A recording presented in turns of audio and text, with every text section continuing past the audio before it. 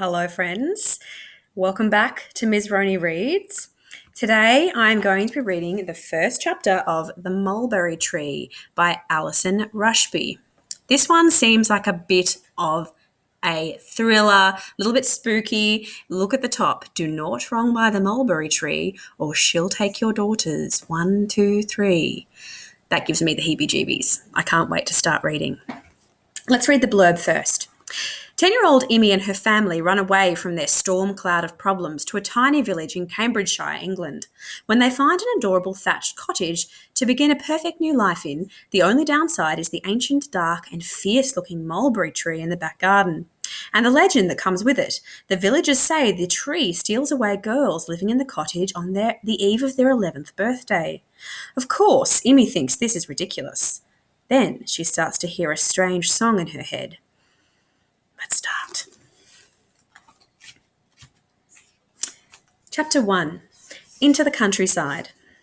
Emmy sat in between her parents and watched as the woman in the dark blue suit stacked a pile of folders on her desk. "You'll love Hemmingford, Darcy," the woman said. "I think you're making a very wise decision choosing village life. I mean, it would be equally amazing to live here in the heart of Cambridge, but village life is so lovely. All that space, the thatched cottages and the tiny village school. There's a reason so many families move out from London and commute into the city for work, you know." Emmy, her mother and her father blinked their dry, tired eyes and said nothing. The truth was, they didn't know. They'd come all the way from Sydney so Emmy's mother could work in a special hospital just outside of Cambridge. None of them had even visited this city before. That's why her parents had hired this relocation woman to help them find the right house and the right school. All three family members were sleepy and cranky. All they could think about was that it was midnight back at home. They'd rather be tucked up in bed.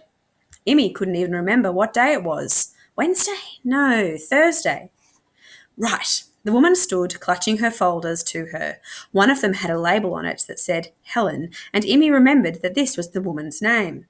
Helen smiled at them brightly. "I can see you're exhausted, so let's get you on the road and find you somewhere to live, shall we? We've 4 properties to see today, and I'm sure one of them will be just what you're looking for." She glanced down at her desk, her eyes falling on a folder that lay there. That was what I meant to double-check. How old are you now, Imogen?" "Almost 11, Emmy answered. "But not 11 yet?" "No, not yet. In about a month's time." "I see." Helen smiled again, but Emmy thought it looked forced now. She patted the folder that remained on her desk, leaving it where it was. "Let's go, shall we?" Helen's black Mercedes whizzed about the lush green countryside, showing Emmy and her parents all sorts of rental properties. After they'd visited 2 houses, Emmy began to feel as if they might be acting out a strange version of Goldilocks and the 3 Bears. Everything was too big, too small, too hot, too cold. Except in their version of the story, nothing, unfortunately, was just right. The first house was too dark and poky and smelled like mould. The second house, a converted barn, looked good from the outside, but when they got inside it was obvious something had gone very wrong with the decorating. Everything was too modern, with blue lights, ultra-white tiles and a stainless steel kitchen. "It reminds me of being in theatre," Emmy's mum, a cardiac surgeon, had stared about herself in horror. "It reminds me of Star Trek," her dad had said. He'd walked over to the stand behind the kitchen bench, spreading his arms wide along the countertop, a serious expression falling over his face. "Captain's log, stardate 2386.82. We have not yet located the house we are seeking. We will therefore continue our journey to the unknown Cambridgeshire countryside." Emmy had laughed, though she wasn't entirely sure why, at her father's joke or him thinking he was captain of this trip. It hadn't been her dad who had shuffled them off to the other side of the world after things had gone terribly wrong. Next up had been a very tidy, very neat little brick house in a row of very tidy, very neat little brick houses. Emmy's mother had been dubious about its lack of character. "Do you think the Dursleys live on the left or the right-hand side?" she'd whispered to Emmy when Helen was out of earshot. So that was a no as well. Helen hadn't seemed all that upset. She herded the Watts family outside and then the sky beginning to turn grey above. When Helen had started up the car once more, she'd taken a moment to turn around and look at Emmy and her dad in the back seat. I've saved the best till last. I think you'll love the next place. It's a very pretty three-bedroom apartment in a converted mill. It's next to a lock, like a water lift for boats, so you'll be able to watch the canal boats coming and going all summer long. There's a swan, and she has 8 fluffy grey cygnets, right now, and it's less than a mile's walk through the woods to school. It's rather idyllic, actually. It sounds lovely, Emmy's mum had replied, sounding hopeful. And it was. The old mill itself was amazing. A big biscuit-coloured brick building. It squatted next to an old skinny stone bridge that could only take one car at a time. The river flowed briskly underneath, and as promised, the white swan and her fluffy grey cygnets swam leisurely up and down, completing the picture. But again, it wasn't quite right. Good, but not quite right. I'm not sure. We've never lived in an apartment before. I would really hope for our own garden, Emmy's mum had said as they walked back to the car, the gravel crunching under their feet. The complex does have a private flower meadow. Helen gestured to a small wooden gate that led to a field beyond. Can't say I've ever had my own flower meadow before, Emmy's dad said. They're hard to come by in inner city Sydney, her mum replied. She sighed and turned back to Helen. If we've seen all the suitable properties you have, we'll take tonight to think about this one. I suppose we knew we'd have to compromise on something. It might simply have to be the garden. A sudden gust of wind sent their hair and coats whipping about them, and the foursome made their way quickly towards the car. Helen navigated the thin stone bridge that led from the converted mill back to the village, and soon enough they turned right into the village's long main street with its quaint thatched cottages. Painted pink, yellow, white and terracotta, they were so pretty they didn't quite look real, but more like something from an old-fashioned Christmas card. From the back seat, Emmy kept a close watch on her mother, who looked out of the car window wistfully. This is what she'd really wanted. Emmy had seen her mother looking night after night on the real estate sites on the internet.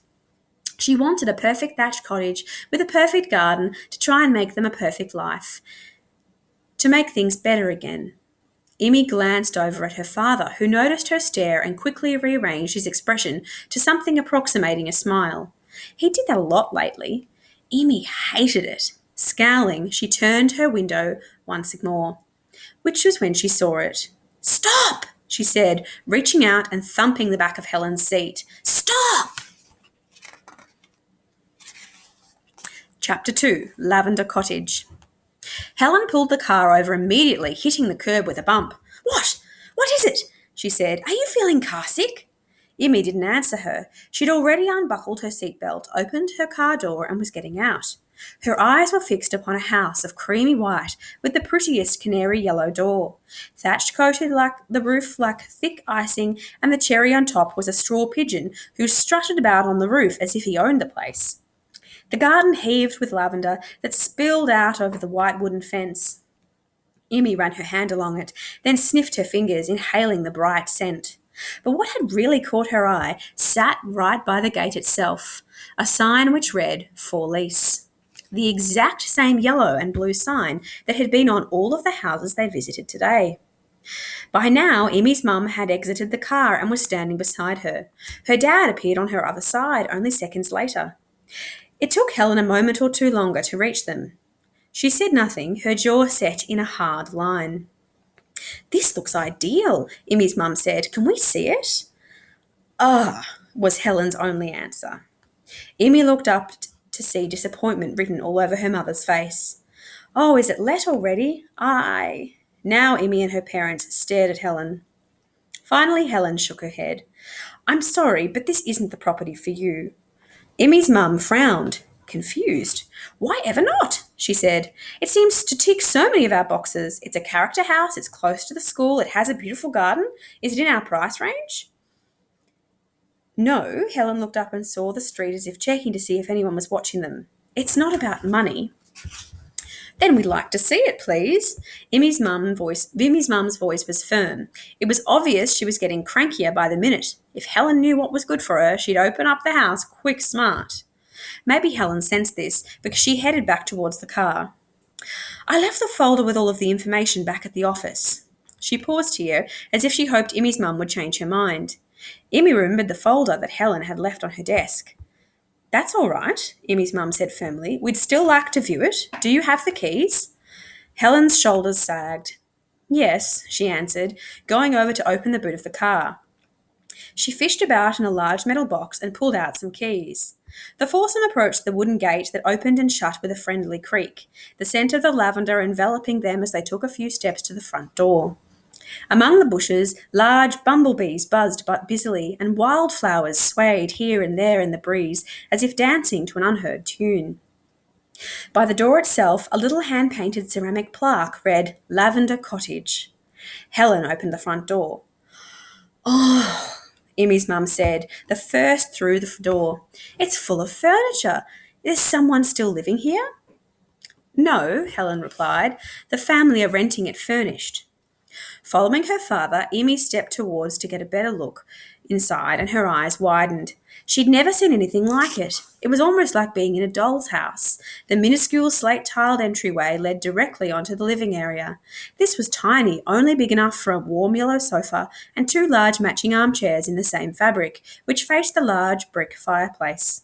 The walls were painted the same creamy white as the outside of the house, and on all sides heavy black wooden beams hugged the room tightly. Emmy's dad stepped into the living room itself. Well, he looked up at the low ceiling and then back at Emmy. Am I going to make it? Emmy watched as his head cleared a beam. Just. Maybe it's a sign. He waggled his eyebrows at her. But Emmy's mum wasn't interested in any of this. Her gaze focused in hard on Helen. The family are renting it furnished? But we specifically asked to look at furnished properties. I simply don't understand why you didn't show us this property first. Because, Helen stammered. But Emmy didn't wait to listen to Helen's explanation. Her attention was fixed on the room behind them. She had the strangest feeling, like she simply had to go in there. She passed by the three adults, crossed the entryway, and made her way through into the tiny dining room. It consisted mostly of a dresser and a small round wooden table with 4 chairs. The feeling she had to keep going became stronger still, so much so that it made her feel lightheaded. She continued on, passing through into the kitchen, which had pale wooden cabinets polished to a high sheen. The walls were painted a fresh, welcoming green, and again the black wooden beams felt heavy overhead. Outside. Another wave swept over her, and Emmy spun on her heel. That was what she wanted, to go outside. Her eyes locked on the other side of the dining area, where some French doors led out onto what must be the garden. Emmy walked over to them as if in a trance. Her hand was already on the metal handle when she heard the high heels clattering across the grey slate floor. No! Helen's voice called out. Imogen, stop! Emmy jolted and turned to look at Helen, just as her parents appeared behind the agent, questioning looks on both of their faces. She realised the feeling had gone. She felt normal again. Helen's hand flew to her chest, as if relieved to see that Emmy was still inside. You can't go out there. You're a girl and you're almost 11. It's simply not safe. Oh my goodness. This is very exciting. I wonder what's going on outside. It must be something to do with the mulberry tree. Maybe it's cursed. Maybe there's something else going on. Ancient and magical. I'd love to know your thoughts. Let me know what you think. Are you interested? Would you like to borrow this from our school library? I do hope that you do, and then when you do, let me know so we can talk about it. Looking forward to speaking to you soon. Bye.